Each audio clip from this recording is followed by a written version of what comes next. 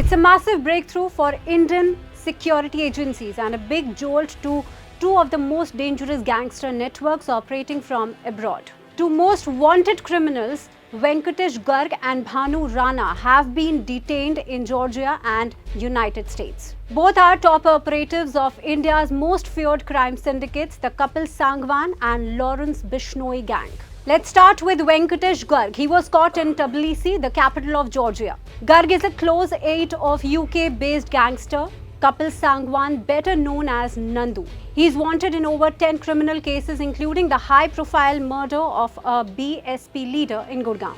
Investigators say Garg had been hiding in Georgia and recruiting young men from Haryana, Rajasthan and Delhi to carry out contract killings back in India. A team from Delhi and Haryana police has already landed in Georgia to push for his extradition. If cleared, Garg will be brought back to face trial in several cases under murder, extortion and arms charges. Now to the second arrest, Bhanu Rana, a key associate of Lawrence Bishnoi. He was detained in the United States. Bishnoi, who began his criminal career during student politics in Punjab, now runs a vast global network. Even from behind bars, his gang has been linked to murders, extortion and terror-linked activities. Sources say Bhanu Rana's network was spread across Haryana, Punjab and Delhi, and his name even surfaced in a grenade attack case in Punjab. Indian intelligence agencies believe Rana was coordinating with Bishnoi's overseas associates, helping manage finances and arms smuggling.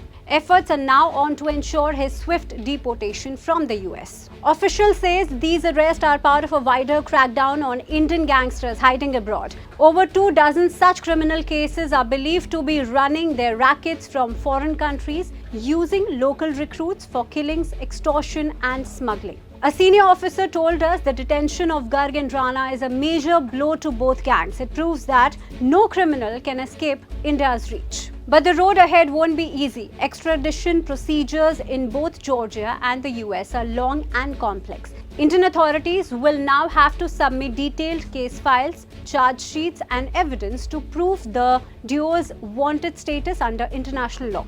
For now, these captures mark a significant step in India's transnational crime crackdown, showing that the long arm of Indian law enforcement now extends well beyond its borders.